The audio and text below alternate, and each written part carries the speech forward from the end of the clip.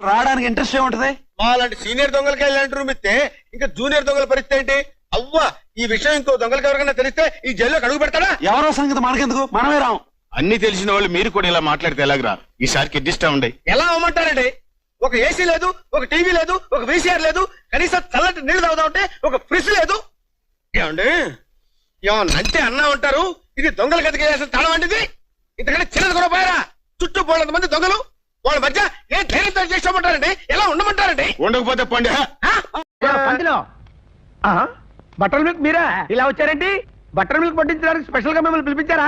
లేదయ్యా, భోజనానికి వచ్చాను. ఎటు సైడ్ నుంచో? అబ్బాయి సైడ్ నుంచే. సరే గాని టైం ఎంత అయింది? 10 అయిందండి. అబ్బా 10 అయిందా?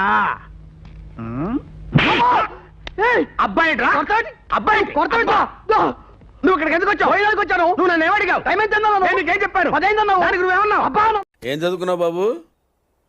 ఈ ఆలోచించేది చదువుకునే రోజులు ఆలోచిస్తే మంచి డిగ్రీ అయినా వచ్చేది. అందుకే ఎడ్యుకేషన్ నెగ్లెక్ట్ చేయకూడదు అంటారు. Knowledge is divine. అంటే జ్ఞానం వైన్ లాంటిది, ఎంత తాగితే అంత బలం అన్నమాట. హలో, అటే బలవులు, ఇటే మనీ స్పీకింగ్. ఓ అచ్చా దట్ ఐ థింక్ వాటో వాట్.